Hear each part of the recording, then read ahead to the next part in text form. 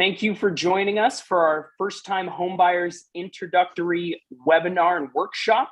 My name is Brad West. I'm with the Office of Assembly Member Sabrina Cervantes, and I'll be serving as your MC this evening. I would like to start by introducing Assembly Member Sabrina Cervantes, representative for the 60th Assembly District, which includes the cities of Corona, Eastvale, Jurupa Valley, Norco, and portions of Riverside. Assembly Member, take it away.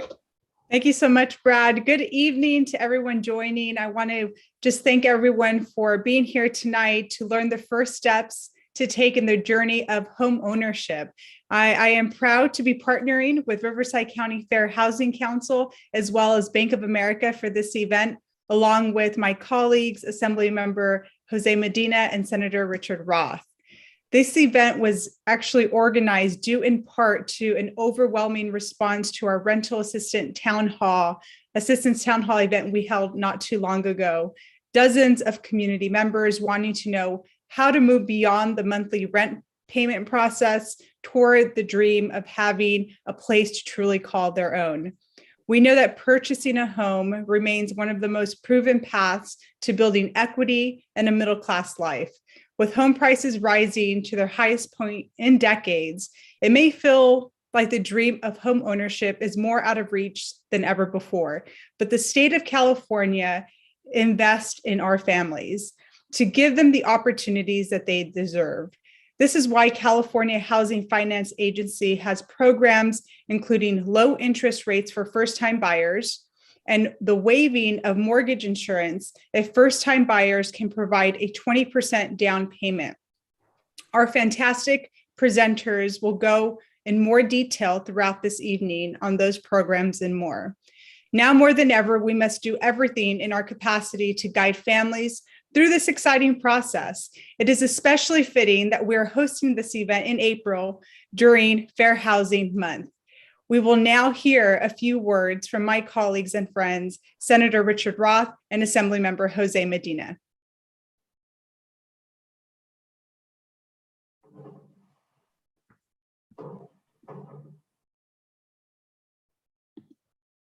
Good afternoon. I'm Assembly Member Jose Medina.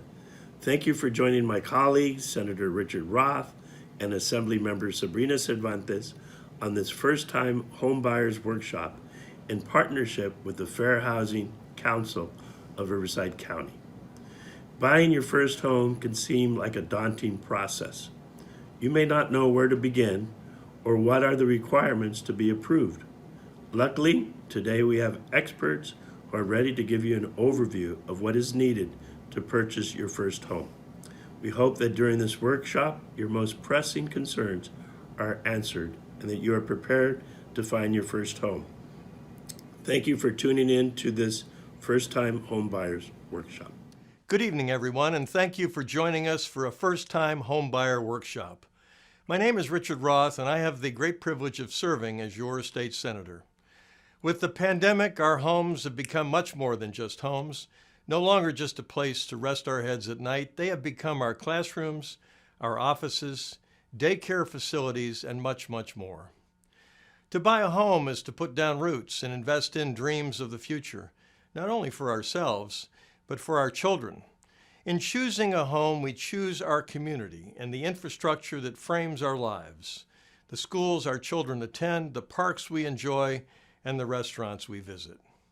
Choosing a first home can be a daunting task, but one of the most rewarding decisions you can make for you and your family. I wish you the best of luck on this journey.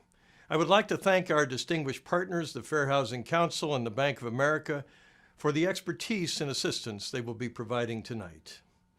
I know you will come away this evening with the knowledge and perhaps some tools to get you started to take the first step toward home ownership. Have a great evening. And we thank our representatives for those remarks. And now, without further ado, let's get this workshop started. Let's kick it off to Juanita Carrera and Hugh Carter with the Fair Housing Council of Riverside County. Everyone, my name is Juanita Carrera. And I'm Hugh Carter. and I have been with the Fair Housing Council 18 and a half years under the direction of Rose Mays, and Hugh Carter is my coworker. Yes, I've been with the Fair Housing Council for almost 3 years now. And so let's get this show on the road. Okay, so some of the things that we're going to be addressing today is just the general information of fair housing. First of all, the mission statement is to provide comprehensive services which affirmatively addresses quick. and Oh, promotes. there we go. Oh, Real quick, just wait 1 second just so we can get your PowerPoint up on screen for oh, folks. sorry about that. All good. Okay, and if you want to click the icon in the top left real quick, just so we can fully see the PowerPoint.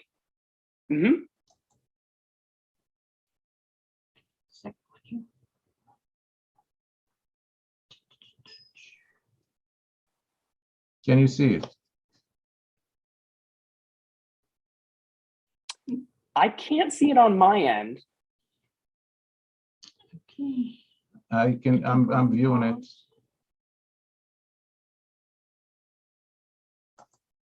Anna, do you happen to see it? Okay, well, maybe you can go ahead and hit escape real quick. So maybe we'll just have to work with the smaller version of the PowerPoint, okay? Okay. Oh, it has it on pause. Okay, so let me stop sharing. Okay. Okay, I'm gonna try it again.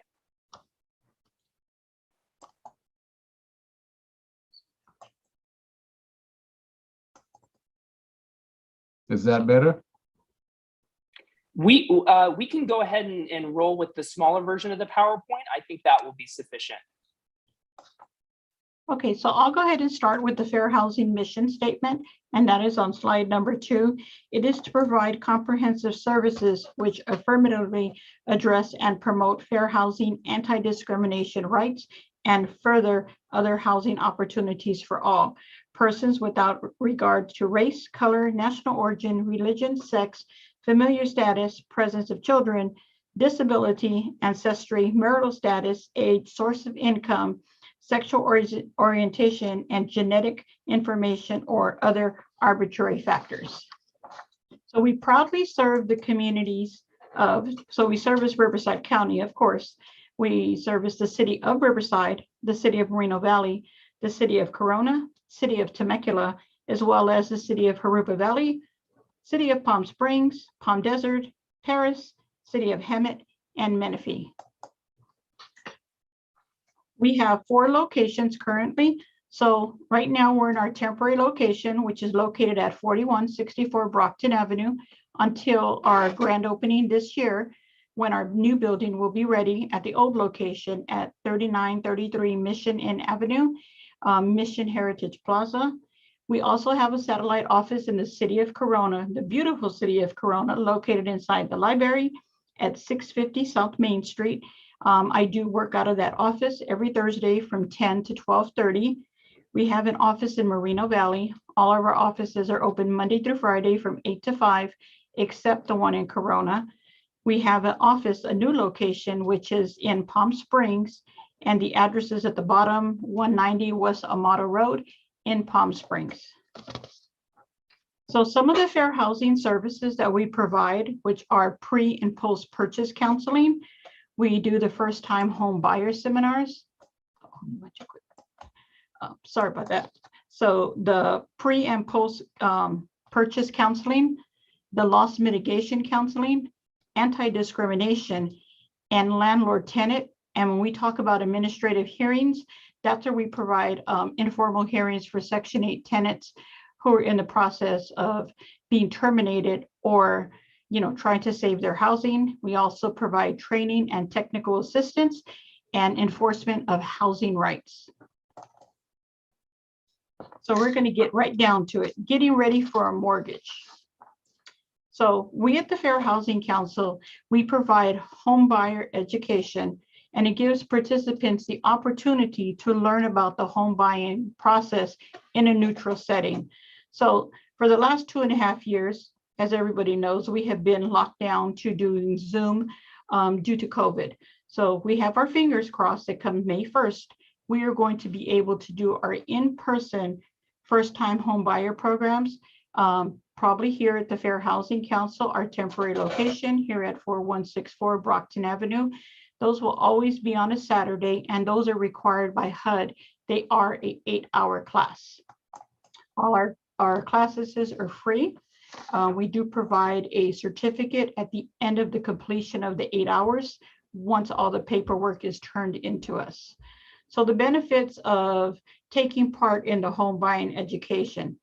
According to HUD, a homeowner is 3 times more likely to keep their home if they receive home buying education. Evidence links homeowners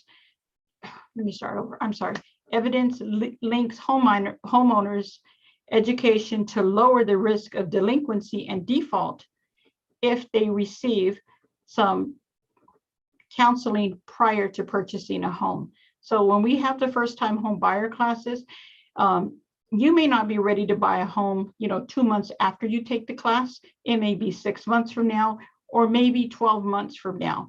If that is true, or if your 12 months pass, you can always retake the class again. Again, our classes are 100% free, and we do provide a certificate, which is good in any county and any state, and is good for 12 full months. So first home buyer workshops cover the following topics: assessing the readiness to buy. And those are a lot of questions that we get from tenants who are questioning the high rents right now. Well, if I'm paying $2,300 a month as a rent payment, couldn't I be purchasing a home and that could be my home payment? So what we try to do is we provide them with education and advise them, hey, you know what, maybe you do want to participate in a workshop, and we would send them a link. We would explain to them about budgeting from home ownership and understanding the home loan process and finding the right realtor and understanding homeowners insurance. And number 1 is understanding your credit and how to avoid predatory lending.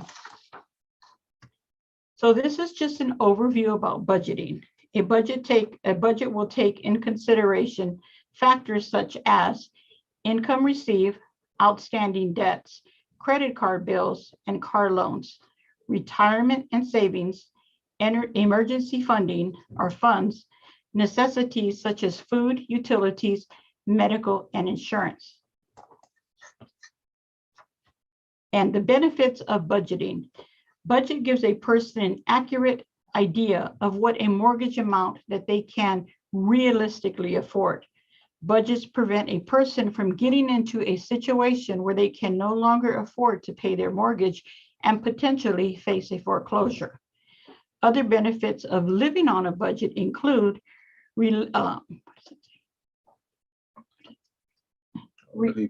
relieving stress from an individual's life, allowing an individual to regularly place money into a savings plan, and allowing an individual to consistently meet all their expenses. Important note, simply creating a budget is not enough. The individual must stick to the budget. So one thing I have 3 sons. So one thing I always tell each one of them is you have to track you have to be able to track your spending. 1, you should have a receipt method. Use receipts from all your purchases. So at the end of the month, you can add up exactly what comes into the home and what goes out. And then you can cut down on your savings or spending, I shall say. There's the checkbook method as well, utilizing an individual's checkbook registry to track expenses and using computer programs such as Quicken, QuickBooks, etc., to manage and track individual spending. So there's a credit overview. Having good credit is extremely, and I emphasize that, extremely important in the home buying process. It's also important in everyday life. Why is credit important? To save money and borrowing at the lower interest rates, to get a job, to rent or buy things that you want and need. What affects your credit rating? Number 1 is payment history or past credit debts, the amount of outstanding debts, the length of the credit history, as well as the types of credit you have and new credit. There is things that are a soft hit as well as a hard hit. and the 3 credit agencies, which are Experian, TransUnion, and Equifax. And common credit problems, a pattern of late payments on outstanding debts, poor credit performance, bankruptcy, judgments, liens, past due, collection accounts, charge-off, foreclosures, or repossessions. So some information that you can find on your credit report. Generally speaking, the following information describes how long the information will remain on your credit file. And we get this question all the time here at Fair Housing. People want to know, how long does negative credit stay on your account? So rule of thumb is 7 years. Bankruptcy is 10 years. A judgment, 7 years, or the statute of limitations. Student loans, 7 years after guarantor actions or inquiries, 2 years. And another question that we get as well is, how long does an actual eviction remain on your record from the time that you have a judgment against you? So rule of thumb is 7 to 10 years. And so tips for improving your credit score are always pay your bills on time, maximizing outstanding debt, reestablish credit if you've have had problems, managing credit card responsibility, apply for one and open new accounts only as needed.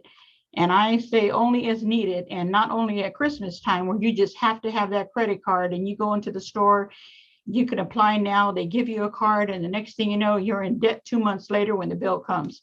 And correct any inaccuracy information, inaccurate information. So solving credit problems, correct any inaccurate information. So I'm sorry, I have a problem pronouncing that word, so I do apologize. Follow the instructions provided with a credit report. Send additional information to correct the error. Explain the problem in a brief letter and contact the creditor directly if necessary. You can negotiate a payoff, negotiate a workout plan, negotiate a debt to management plan, and seek professional help if necessary. Now, when it comes to mortgage lending, this is where I'll take over.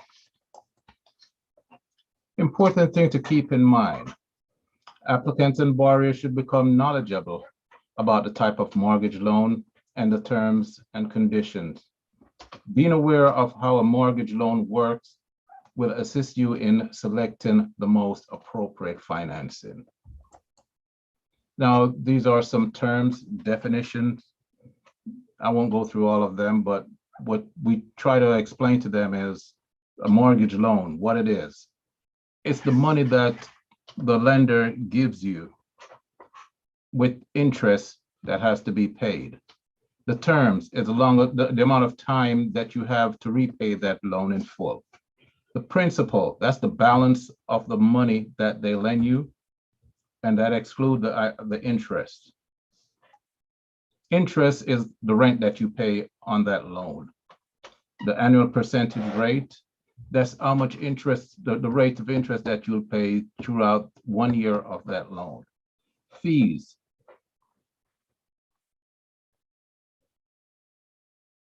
Okay, let me see, did I skip that? Yes, now debt to income ratio, the amount of debt that you owe divided by your income. And that will give them a better understanding of where they are, how much money they have left over to do whatever they want to, do whatever they need to do. Foreclosure, it's a legal proceeding that the borrower will take if you do not pay your mortgage and it goes into default. Refinancing, that's when you pay off that old loan, take out a new loan. Oftentimes, they want to know, if I have the house for 2 years, can I refinance it right away?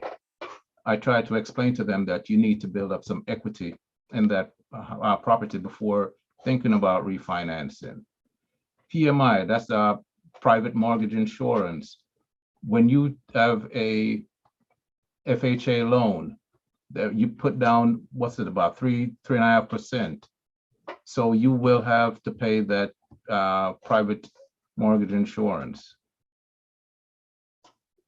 Title insurance, appraisal. That's an estimate that you would get to determine the value of the property. And the lender will not lend you the money if the money that you requested is more than what the property is valued. Now you have the conventional loan. That's the mortgage, usually with a fixed term up to what, 30 years, 15 to 30 years. FHA and VA loans are also available if you have, say, a blemish on your credit or you're in the military. Loan conditions. Standard loan conditions. You have mortgage insurance, hazard and possible flood insurance. Those are things that you have to pay. You have to get a clean termite inspection and certification. Other condition, the property condition. That's the type of condition the property is in, whether it needs repair or not. You have other requirements. If you say sale of another property that you own, you have to pay off the debt, resolve legal problems that you have. Those are things you consider before applying for a loan. So an overview of the lending process. You know, these are some of the general steps involved in receiving a loan. You have to do the research. Then you try to get pre-approval. Then you complete the loan application. Then it goes through a process where the underwriter will scrutinize the loan to see if they want to move forward with you. After you get that approved, then you can close the loan. So still overview on the lending process. Traditional lenders, they evaluate your loan application in three critical ways. Creditworthiness, that is, do you have the ability to pay based on your past credit history, the amount of money that you have incoming, and also whatever asset you have. Collateral, they use the property as collateral that you're purchasing. And your character, do you go to work? How long have you been on the job? Are you making enough money? So those are some of the things that they look at. Now, the pre-application, that's the loan origination stage. The first phase of that stage is the information provided at determine whether or not the home buyer applied. Excuse me for a minute. Yes. Yeah, this is where whether or not the homeowner applied to that institution for a loan. Now, during this stage, the home buyers figure out what type of loans are available for me. What's the interest rate? Points. What's the application procedures? And the costs. Whether or not the home buyer would qualify for a loan at that institution. But the ultimate question is, if I apply for a loan here, can I expect to be approved? Now, post-application stage. Once the application is received, the lender evaluates how the applicant meets the loan criteria that go to the credit check, verification of employment and asset, and then the appraisal, as I stated before, what the property is the estimated value of the property and the loan that you're requesting. Now, let's look at the fair lending laws. You have the Federal Anti-Discrimination Mortgage Law, the Fair Housing Act of 1974 and 1988 prohibits discrimination in the sale, rental, financing, and advertising of housing based on the protected classes. We have the Fair Credit Reporting Act that regulates the disclosure of consumer credit reports. Community Reinvestment Act requires that that regulate financial institution meet the credit needs of all the neighborhood in the community they serve. We have the California Anti-Discrimination Mortgage Law. That's the Onerous Civil Rights Act of 1959. It prohibits discrimination by all business establishment in California, including housing and public accommodation on the basis of any of the protected classes. You have the Fair Employment and Housing Act, 1963, prohibits housing discrimination in sale, rental, and financing. Now, these are the 7 protected classes by the federal government: race, color, religion, sex, national origin, familial status, and disability. Now, the California protected classes, they added age, marital status, ancestry, source of income, sexual orientation, genetic information, or other arbitrary factors such as tattoos, body piercing. Protection under the Equal Credit Opportunity Act. Discrimination is prohibited only in regards to, no, let me repeat that. Under the Fair Housing Act, discrimination is prohibited only in regards to the sale, rental, financing, or advertising of housing. However, the Equal Credit Opportunity Act, discrimination is prohibited in any aspect of the credit transaction, such as taking applications, evaluating application, extending credit, credit administration and servicing, collection activity. It applies to everyone included in the loan process, such as individual who are greeting customers, loan originator, credit underwriter, individual inputting loan information into the computer. So when you compare the protected classes, Fair Housing Act covers 7, the Equal Credit Opportunity Act covered about 9. So an overview of the lending discrimination.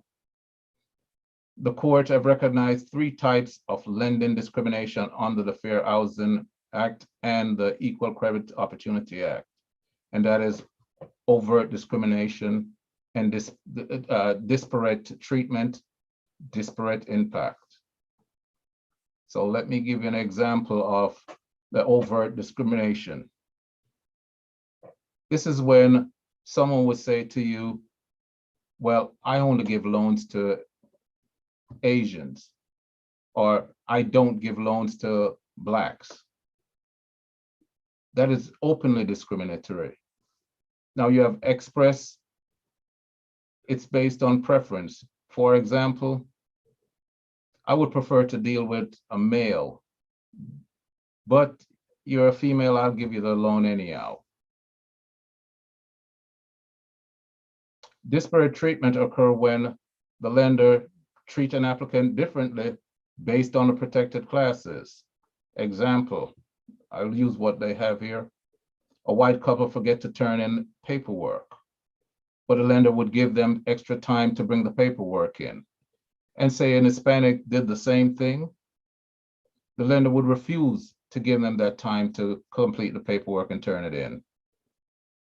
So the intent does not matter for disparate treatment. Disparate treatment is commonly seen in redlining and reverse redlining.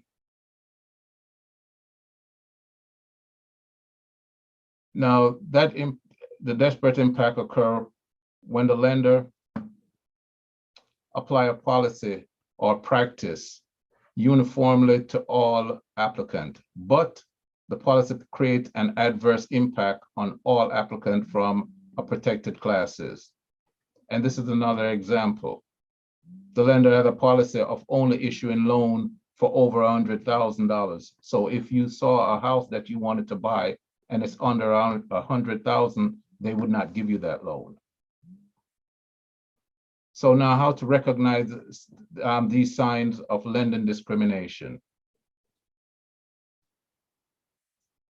When you are denied a loan, although you meet all the requirements, or the bank or the lender refuse to provide you with information about the loan, steer you towards an FHA loan, even though you may have the right credit and that 20% to pay down on that house. You're treated differently when determining the loan terms, or offered a loan that seems too good to be true. Well, we start you at a low interest rate. Current interest rate is at 3.5%. We'll start you at a 2.5. That's the floor, but they would not tell you that the ceiling is 12%. So different treatment is defined as a difference in treatment of any protected classes when all other factors are similar. Now, you look for sign of lending discrimination in marketing. When they would aggressively market a certain product in certain areas, certain neighborhoods. You look for it in the mortgage loan transaction, where it's requiring, say, a woman to need a co-signer, but not a man.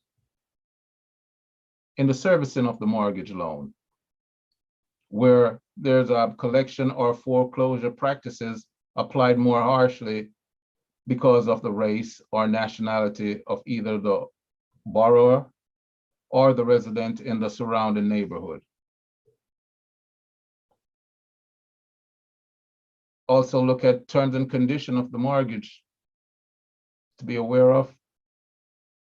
Unnecessary closing costs, inflated appraisal costs. Say, for example, appraiser may appraise a house in the same community, maybe 2 blocks different apart, and he's charging $350 for, say, a 2,000 square foot house, and he's charging you $400 for a 1,500 square foot. Inflated broker's fee, unnecessary recording fee. Those are things that we try to tell them, you look for. Now, in the appraisal of the home, these are things that you have to be aware of. Properties are undervalued because of the community that it's in.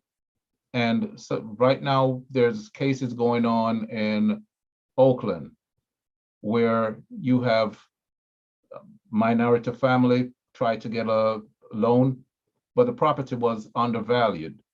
But after getting a couple more appraisals, changing the interior of the house, it was valued at almost twice the amount as the first appraisal. So what can a lender ask for?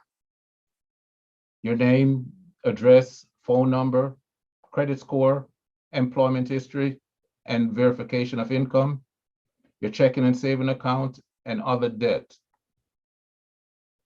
Now, these are things that they cannot ask for. How many children you have? Inquiring about the sex or the age of your children, your race, marital status, religion, sexual orientation, or national origin. They cannot ask you if you are disabled or what's your disability, or make unwanted or inappropriate remarks. Now, the lender's obligation. The mortgage broker and the lenders are required to provide and accept a loan application from anyone who wishes to apply. But as a successful applicant, a lender is required to provide the following to you at no cost: good faith estimate, preliminary truth in lending disclosure statement,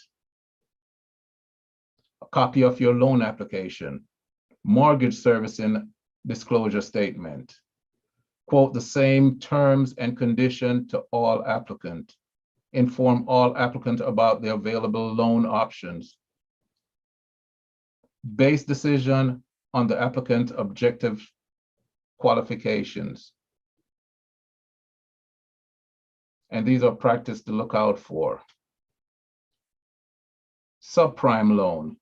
This is a type of mortgage loan that it has higher interest and higher fee. Say for someone may have a charge off or negative things on their credit report. And the lender would tell them, well, this is what I can do for you. Since you have this, I'll charge you the current interest rate is 3.5%. We will give you the loan at 6%.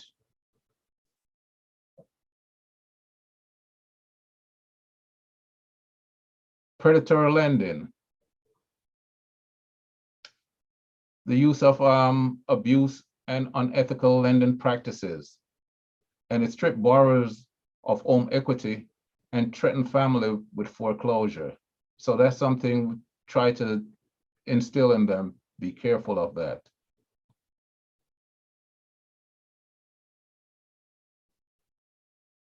I'll encourage, when they will encourage the borrower to lie on the application about their income and expense.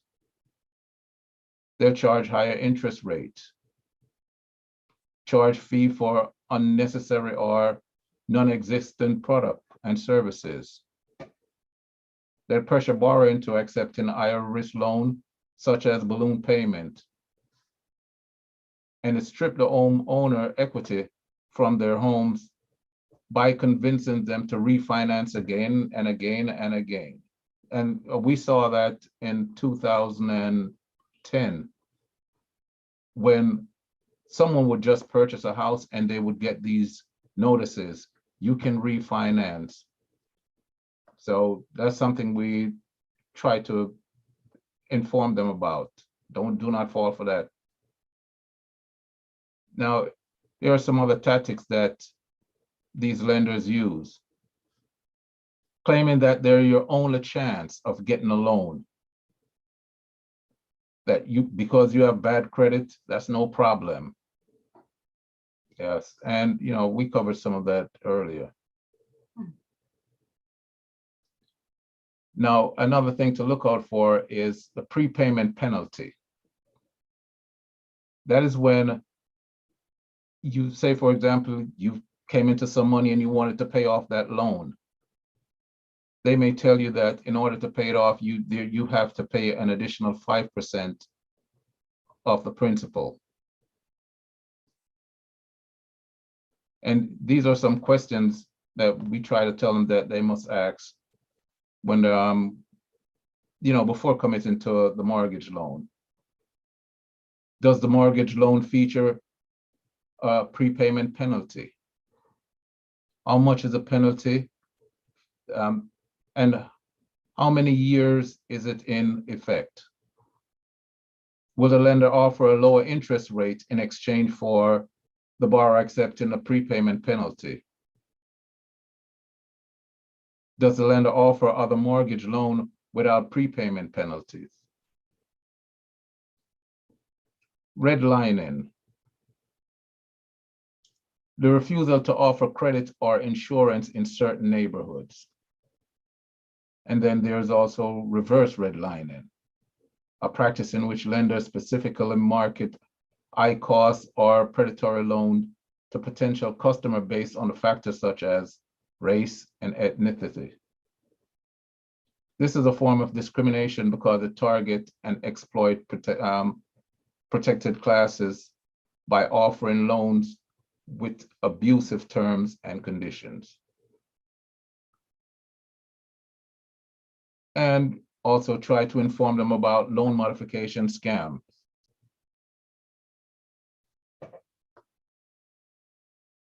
Now, there are remedies for discriminations. For individuals who have been discriminated against,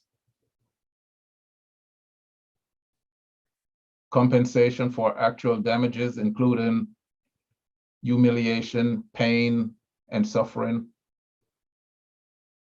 Provide other option for relief.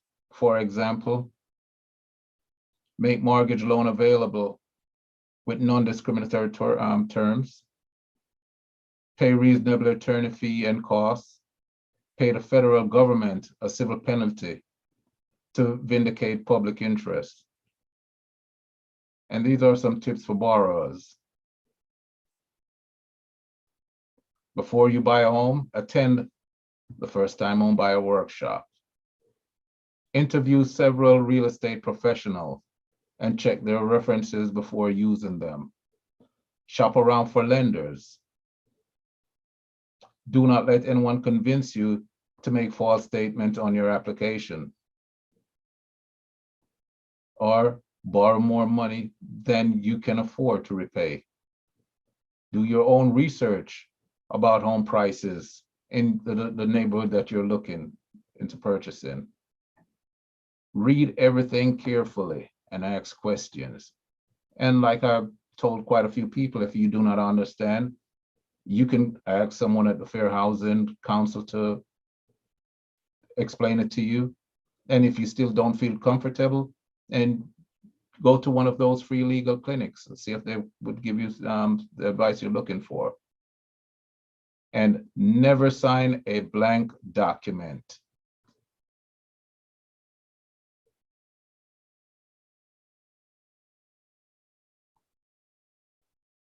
And what do not do when you're about to apply for a loan? Do not change jobs or banks. Do not buy a new car. Do not buy furniture on credit. Do not pay your credit card late or use your credit card excessively. Do not make large deposits into the bank. Do not lie on your loan application. Do not sign a loan for anyone. Do not have inquiries made on your credit because that will knock the score down. Do not spend the money you have set aside for closing costs. That money is supposed to be there at all times. And these are some important questions to ask your potential lender. Which type of loan is best? What is the interest rate and APR? What are the discount points? Origination fee? What are all the closing costs? Do you offer a rate lock? So you can lock the rate in. If you have a low interest rate now, you can lock it in because 2 days from now, the interest rate may go up. Are you equipped to approve loan in-house? How much time do you need to fund? What is the yield on the spread premium?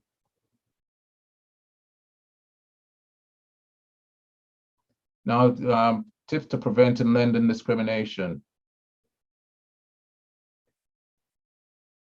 Consistent policies for loans, underwriting standard, fair lending training,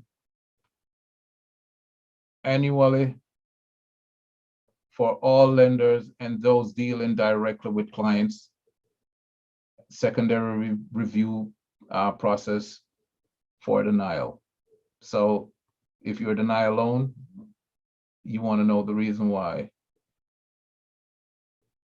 Now, if you need to file a complaint, this is the first place you can start, the Fair Housing Council of Riverside County. And so here are some of the resources that are available. The Fair Housing Council of Riverside County,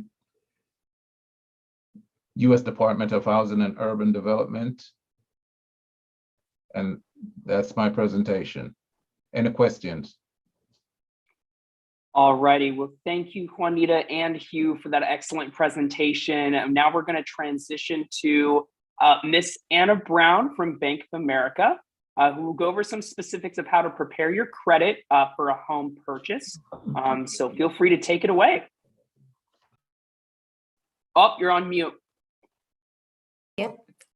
There we go. Thank you and good evening. Thank you for joining us. I'm proud to partner with the Fair Housing Council of Riverside and do these WebEx workshops that started during the pandemic, and we wanted to find a way to reach out to the community. And I remember we used to do these in person before, and then so when we got on lockdown, Marlon, who used to work for the council, and we just kind of brainstormed and we said, let's just try this and see if it works and see if we can get some engagement. And for the last 2 years, we have been able to maintain an audience and help a lot of people into home ownership. So my portion is called It's Great to Be Home. And let me share my presentation. Can you guys see my slide okay? Excellent. My portion of the workshop is called It's Great to Be Home, Homebuyer Workshop. And I wanted to point out something here that a lot of misconceptions are that these programs can be used for first-time home buyers only. There are programs available for people who are buying a home to occupy it as a primary residence. And so one of the things that I like to start off with is explaining that a first-time home buyer is someone who has not had ownership in a property in 3 years. So if you sold a home in the last 3 years and you're not on title of a home for at least 3 years, you are considered a first-time home buyer. However, it is not necessary to take advantage of some of the programs and low down payment options that are out there.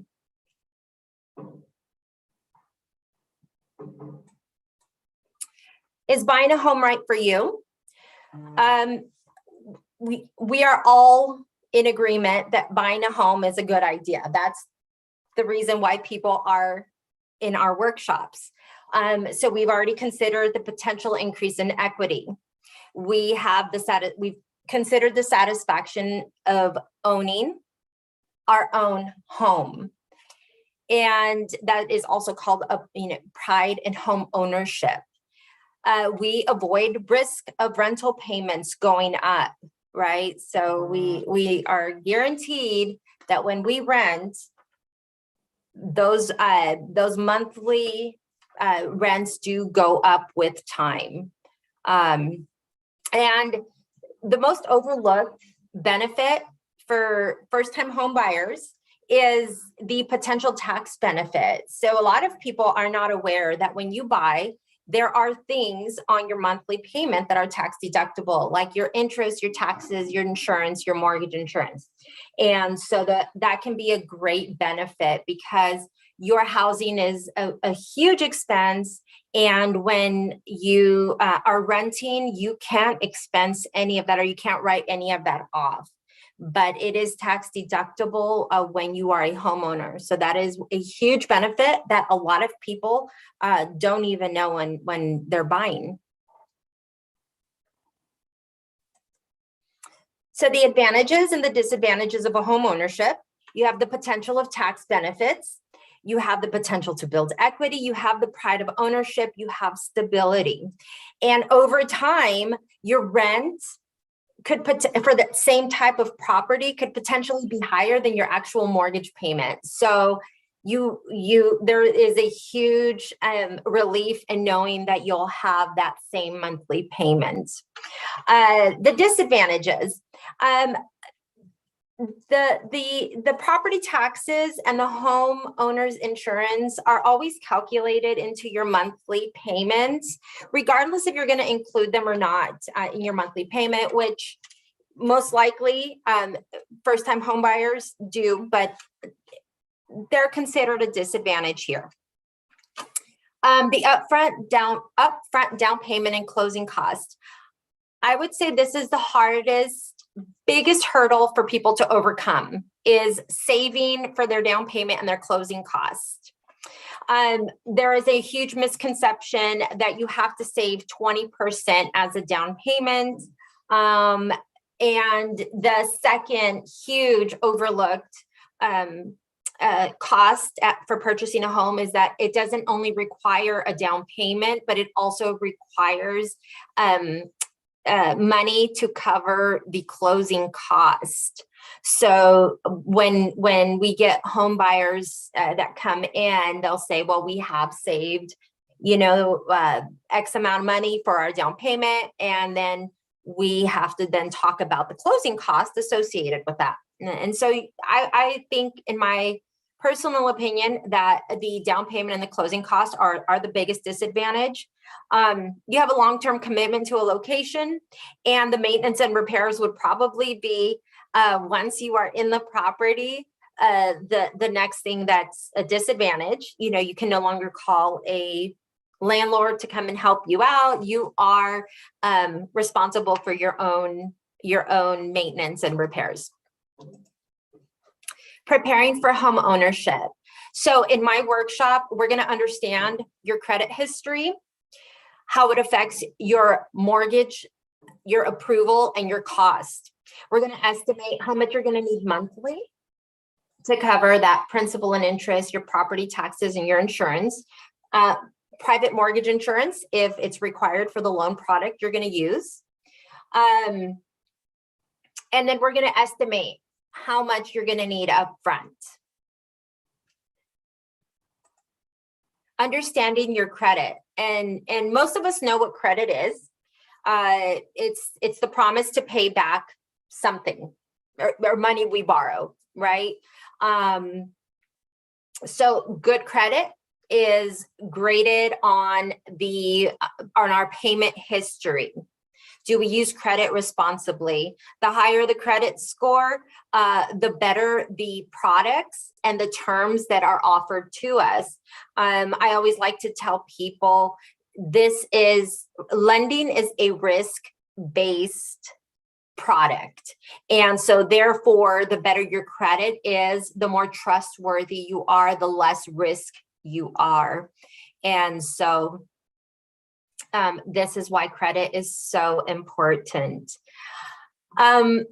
We as lenders use what is called a FICO score. There are different types of credit ratings out there. We use the FICO score. And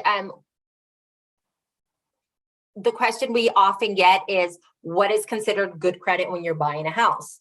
Well, that's going to depend on the down payment and the type of program you want to use, because those will be determined, or the credit score will determine what we can qualify for depending on the guideline. And so some people will say, well, I don't use credit cards. I pay things cash. I don't like to owe money. And so therefore, I don't have a credit score. That is okay.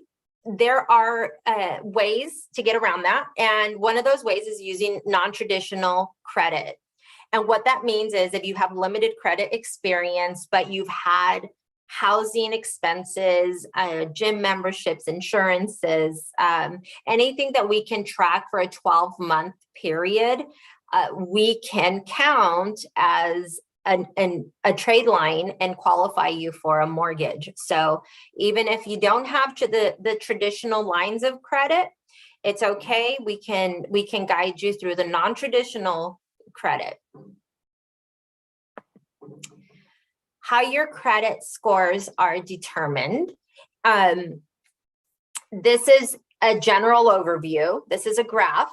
And I always say credit ratings are not an exact science, right? So depending on how many times you've pulled your credit in the last 2 years, or how many late payments you had in the last 5 years, and plus the credit pulls, those are all factors when this algorithm decides what credit score. But what we do know is that there are these general guidelines that we can follow, and we can kind of take a little bit of ownership over our credit. And so here we have 35% of your outstanding, of your credit is determined by your repayment history. And you're going to start seeing how all of these things tie in with each other. So paying your bills on time is extremely important. I'm going to interject here. If you have anything you have fallen behind on, student loans, something you stopped paying on, call the creditors, get right with them, get on a payment plan, because your payment history is huge. You want to get right with that as quickly as possible. 30% is calculated on your total debt. One good way to remember this is 30% of your available credit. So if the credit extended to you is $10,000 between all of your credit cards, then rule of thumb is you want to stay at 30%. So on all of your credit, you don't want to owe more than $3,000. 30% of extended credit to yourself is what is considered responsible use of credit. So your total debt should only be 30% of your extended amount. So if you have a credit card that's $1,000 limit, don't keep it at $999 and only make minimum payments month after month after month. That is not considered responsible usage. You want to keep that at $330 at 30% or $300. You want to keep that at the 30% mark. The length of credit history. So we get really excited. We want to buy a house. We're paying things off, and we close our credit, whatever lines those are that we're paying off. That is also not advisable, believe it or not, because what'll happen is you will lose the length of credit history on that trade line. And the way that works is you lose your good credit, you don't lose the bad credit. So the bad negative rating stays on, but the good goes away. So before you go paying off credit cards and closing them, talk to a loan professional. They'll be able to guide you on what to do with your credit if your credit needs some adjusting or things need to be paid off. New credit. New credit affects us because there is no payment history. So there's nothing for these the credit card. There's no credit card history to be judged on, so there's limited credit experience there. And so therefore new credit is not good credit, especially not when we're buying a house. Now, all of these things are general rules of thumb, because some cases we will suggest for you to go get a credit line somewhere or a secured line of credit, right? So again, these are just general guidelines. And then the types of credit, not all credit is equal. You have revolving, you have installment, you have credit cards to department stores, and then you have other credit cards that you use for daily expenses. They're not all considered to be the same types of credit. So if you have a mortgage and a car, it might be very different than if you have 6 different credit cards to different department stores. So the type of credit. One thing here, you guys are all interested in buying a house. And so we're saving money, and we all know how hard that can be. Before you go off paying off debt, this is very important. Talk to a loan officer. Let them know how much money you have saved. We can determine where your money will go further. For example, there are times that we can exclude a debt if there's less than 10 months remaining on it. So instead of using that hard-earned saved money, instead of paying that off, we may be able to reduce another credit card or pay something off that will make a bigger difference. Or with today's very challenging market, you can use that money to use as your down payment, because we all know once you pay a credit card or a car, that the money's gone, right? So if you are in the early stages of wanting to buy a house, talk to a professional. We will definitely guide you as to where your money is going to go the furthest. Setting a budget for homeownership. Again, these are just general guidelines, right? We want to use 50% towards our basic living expenses. This is your house, your car, your food. These are our necessities. So 50% of your budget should be for necessities, 20% towards savings and retirement, and 30% for the things you want. Well, I always say on this slide, if you're in the process of buying a house, maybe the 20 and the 30 should be a little bit flipped around. You should be a little more focused on trying to save, and the things you want can be, set aside just until you can get into becoming a homeowner. So 50, 20, 30, but I would say 50, 30, 20. This is just a general guideline. It might look very different depending on your income. But again, this is just a very general guideline. So what makes up a mortgage payment? A mortgage payment is made up of your principal and your interest, which is what goes to the bank. The principal is the outstanding balance on the loan, and your interest is what it costs you to borrow that money from the bank. Your taxes and your insurance are the only things that can actually change during the life of your loan and your monthly payment. So we always say your monthly payment won't change. And when we say that, what we really mean is your principal and interest, the bulk of your payment, will always remain the same. Taxes are determined by the county and the actual property. All taxes are not the same throughout a county. Believe it or not, county property taxes can be different on one side of the street than they are from the other side of the street. Okay, so even if they're in the same city. So when you are buying a house, that is a very good question to have for your realtor, is what are the property taxes for this house, and are there supplements associated with this property? Okay, that's my little extra right there. But your taxes will be determined by the property, and insurance will be determined by you. This insurance is the homeowner's insurance. This is your insurance for for protecting your property, your home, for any kind of a fire, anything that would hurt the house. Okay, this is your homeowner's insurance. We'll talk about another type of insurance that is called mortgage insurance, that if the product you are going to use to finance your property it will be in addition to this, also calculated in your monthly payment, and it is also calculated when we pre-approve you, so it's not something that you're not going to be aware of. Okay,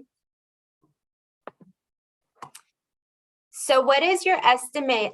How do you estimate a monthly payment?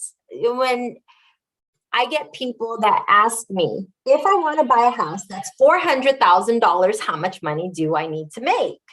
Well, it's not that simple. Okay, so again, here's a general guideline.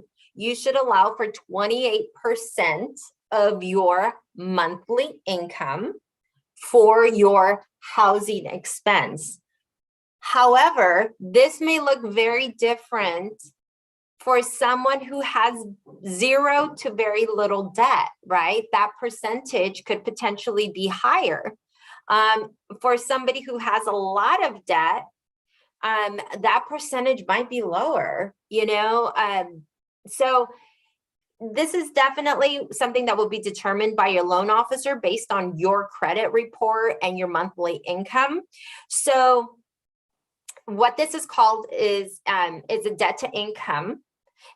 This particular number represents how much of your income should be allotted for your monthly housing expense. Okay, so I'm going to skip over some of these slides, and not because they have very valuable information, but they are very geared towards Bank of America specific products, keeping aware that this is a very general open forum to give you information. I don't want to plug in products from the bank. And so anyways, we do have this full presentation that we offer through the Fair Housing Council of Riverside. It's a little bit longer, but anyways, getting pre-qualified. So getting pre-qualified, especially in this market, is extremely important, okay? Getting pre-qualified will get you in the door to make offers, and it will also show the sellers that you are ready to go. You've met with a professional, and a professional has determined that you are pre-qualified. There are basic information there that we're going to request when you get pre-qualified. We're going to ask you about your income. We're going to ask for documentation to prove your income in the form of pay stubs. We are going to ask you we're going to pull your credit. When you decide what lender you want to use, that lender will use that credit as a reference, not only for your FICO score, but to determine what liabilities we need to include in your debt to income ratios. And that's a number that's very important because it's how we qualify you. Most lenders will not charge you for pre-qualifying you. There are some instances where a lender may charge you an application fee. It's depending on the number of borrowers. It's going to be between $35 and $60. So if somebody's asking you for anything more than that, you want to be very cautious and careful, because no lender will charge you to pre-qualify you. When you are pre-qualified, you will include this letter we provide along with your offer. And again, it shows buyers that you're serious. And in today's very, very competitive market, you won't even be shown a house if you don't have one. Common documents that we will ask you for when you are getting pre-qualified. Now, I'm going to make a point of this. If a lender does not ask you for these documents to pre-qualify you, I would be concerned. Okay, we're going to ask you for 30 days of pay stubs. What we are looking for is consistency. Are the hours consistent from week to week? Does the year-to-date pay on that pay stub average out to that hourly pay and those hours you work consistently? If there's a shortage or an excess of income in that year to date, we have questions to ask you, right? If a lot of your income is based on overtime or bonuses or commissions, we are going to be looking for those things on those pay stubs. So if you don't have a 2-year history of bonus, overtime, commissions, guess what? We can't use them in your qualifying income. We can only go by your base salary. So let's say last year you were a salary employee, and this year your salary is less, but your commissions average out to making more. Guess what? We can only qualify you on that lesser salary. So we need to see these pay stubs so that we can determine that there is a consistency. W-2s for the past 2 years. Again, we're looking for consistency. If you made a lot less last year or the year before last, and we're going to be asking those questions. Did you take an absence? We're going to need explanations, right? Because we're trying to show the lender, hey, this is a responsible borrower. They have consistent income. They are trustworthy to borrow this money. So W-2s, again, to show us consistency. If you are self-employed, that is a whole nother set of documentation that we'll require, but mainly to calculate your income, we'll need 2 years of signed tax returns. We're going to determine based on those tax returns an average of 24 months, and that's basically what your income is. The 2 most recent bank statements, these are very important because we need to see the money that you're going to use as a down payment, the money that you're going to use to open escrow. Where is it coming from? Do you have a history of having it in your bank for 2 months? Guess what? If that money hasn't been in your bank for at least 2 months, we can't use it in the transaction. So when you come to my office and you say, I have $20,000 to use as a down payment, but I look at your bank statements and I'm like, there's no $20,000 there. Where is this money coming from? Oh, I have it in my closet. I cash my checks and put $2,000 aside every month to save for my down payment. Guess what? Unless that money is sourced for at least 2 months, we can't use it. So we're looking for large deposits or lack of deposits.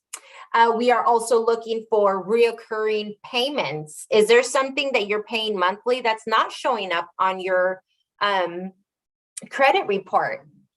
Guess what? If it's something that you are obligated to pay monthly, we're going to have to include that in your ratios. Again, without seeing your bank statements, how do I know this? How can I pre-approve you?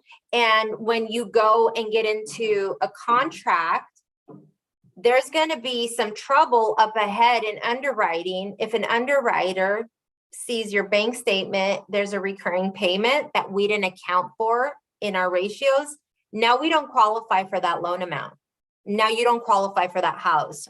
So we are avoiding problems here in the future by requesting these items. And that's why I say if a loan officer is not investing the time to pre-qualify you properly, this is a huge sign that maybe you should interview somebody else. Again, in the interview process, these are the things that you need to be mindful of. Okay, so are they asking me the right questions? Are they asking me for documentation? If you call somebody and say, my credit is 700, I'm going to put 20,000 down. I don't have any liabilities. I don't have any credit debt. And all of a sudden, all of those things have holes in them. And it turns out we can't use the money. They don't have a 700 FICO. All of these things, they fall apart and you got issued a pre-qualification letter. That just means trouble for you and your realtor and, the seller of the house that accepted your offer. So lots of unhappy people if we don't do our jobs for you correctly up front. I do want to plug this in from Bank of America because regardless if you're financing with us or not, this is just a good place to go and see if there's any other type of down payment assistance available for the areas in which you are looking. So you're going to type in the area that you're looking in and a list is going to pop up, and they're not Bank of America specific. They, so you can turn around and ask your lender, hey, I just found this on this website. Could I qualify that? Or could I layer that on top of the program I'm already using? So that's important. Understanding down payment and cost saving programs. So there are a lot of programs out there to help you become homeowners. These programs can help you with cash to help you with the closing, down payment assistance, and in some areas, monthly payment assistance. What determines if you're eligible for these programs? It can be your income, the location of the property, the price of the home, or whether or not you're a first-time home buyer or not. Some programs, you don't have to be a home buyer. You just have to live in the property you're buying as your primary residence, okay? Again, closing cost, down payment, monthly assistance, these are all programs that are out there to help you with home ownership. You can always, give the Fair Housing Council a call to sign up for some of these workshops that we have. We go over these programs a little bit more in detail. Oh, excuse me.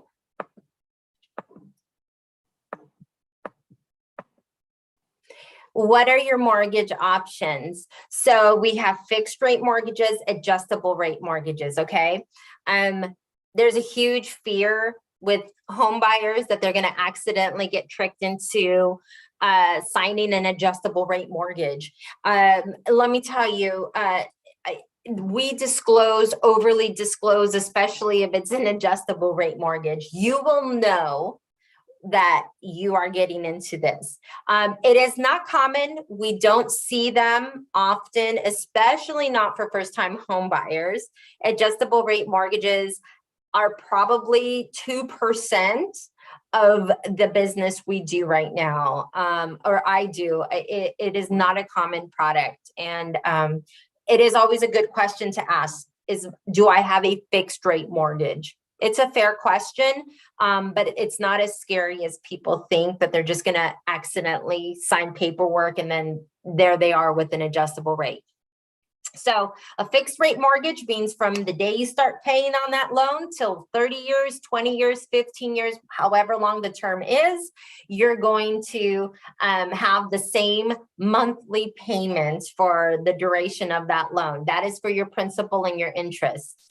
Adjustable rate mortgages have shorter fixed times, and after that fixed time, the rate becomes adjustable.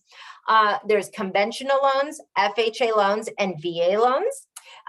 If you can qualify for a VA loan, that's from the Department of Veteran Affairs, then you'll be aware of it. If you're a surviving spouse, or you have your entitlement from your discharge from the military, then you'll know that you qualify for one of these programs, or for this particular program. Very popular FHA loans. Why are they popular? So this requires a low down payment. And they have more relaxed guidelines. And in certain situations, they are the only loans that we can use because of maybe some credit issues we've had, right? So not a bad loan, but you also have the conventional loan options that some of them do have a 3% down payment option, which is less than FHA. That's important to know, because if your loan officer is saying you qualify on an FHA loan, this is the money you need as a down payment and for closing costs, and they give you a pretty package deal, but they didn't give you options, now you know that there is another option. You have a conventional loan option with a 3% down payment. And so you can ask your loan officer, hey, why didn't I get any options? Why didn't you offer me a conventional product with 3% down payment? And then you can let them say, oh, the reason we don't qualify for that, or the reason we went with FHA is, A, B, and C. But the important thing to understand is that you need to be given options. And when those options are not given to you, you need to then ask, why wasn't I given options? FHA loans are a very appealing product. I'm not saying they're bad loans, they're great loans. If that's the product that suits you best and you choose that, that's great. But you can also ask why a conventional option was not offered. And that's the big takeaway I like from this slide, is to point out you have options, and a conventional loan can have a 3% down payment option. So depending on everybody's unique situation, is going to determine what loan product is best suited for them. And your loan officer should give you those options. And if they don't give you options, they need to tell you why they didn't give you options.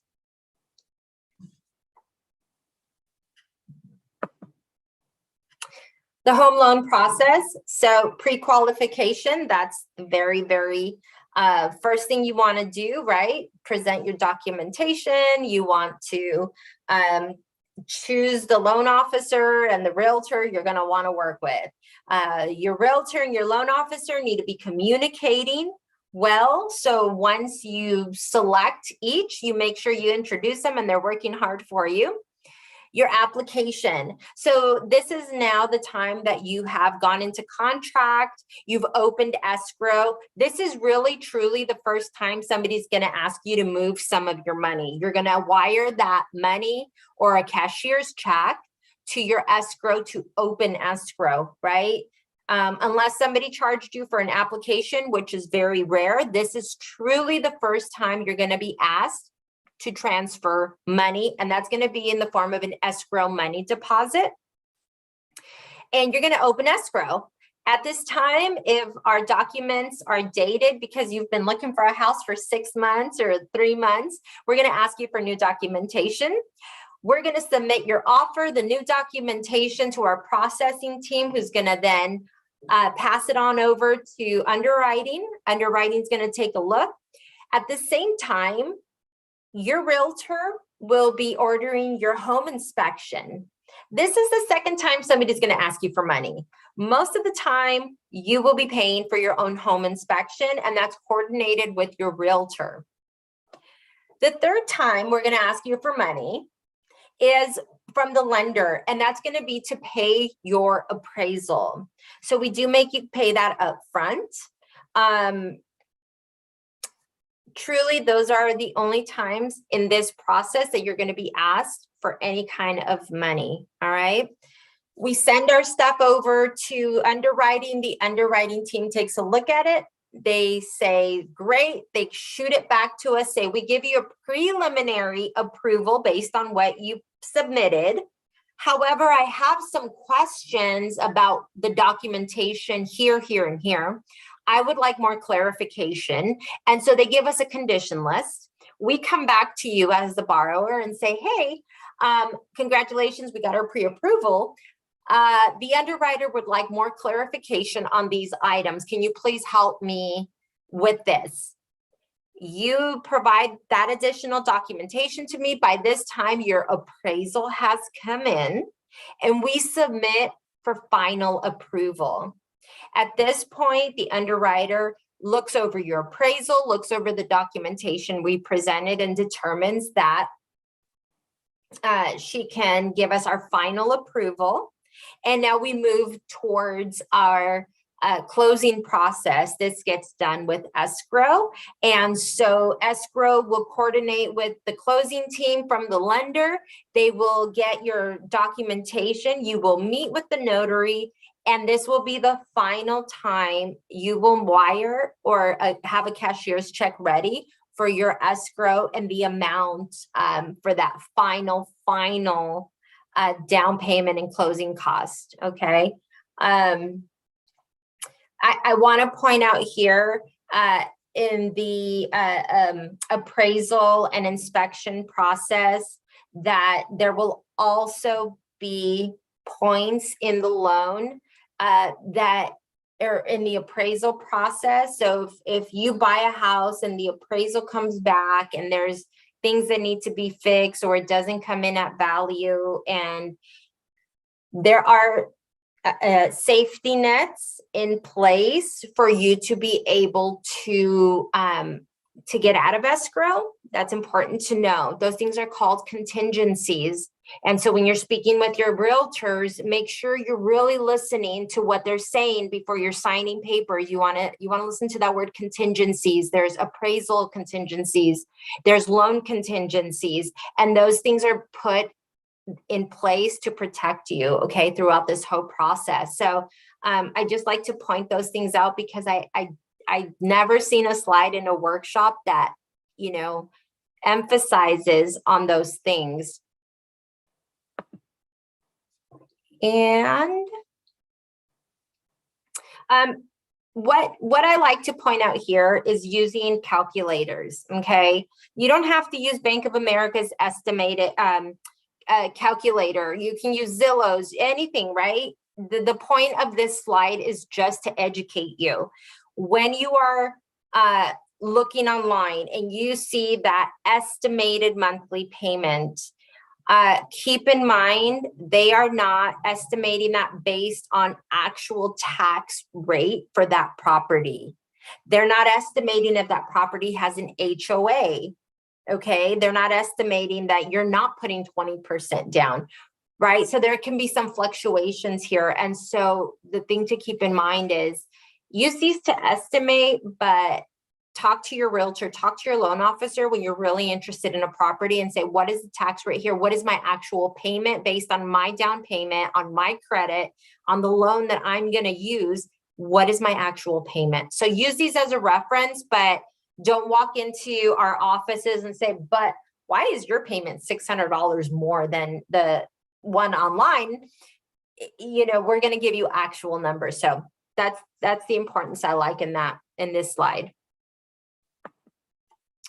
So what to expect when you're closing a loan? Your responsibilities are going to be to review the closing disclosure, to view all of the loan estimates that get issued to you, to review the documentation. Whatever copies we need, you're going to provide us those copies.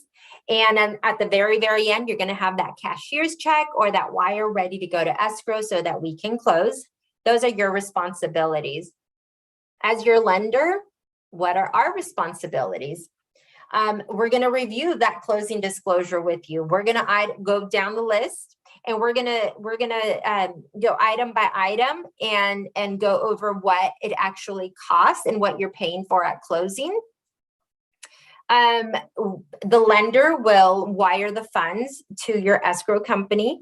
And then if your impounds, which are taxes and insurance, are included in your monthly payment, then your lender will also make sure that those are taken care of.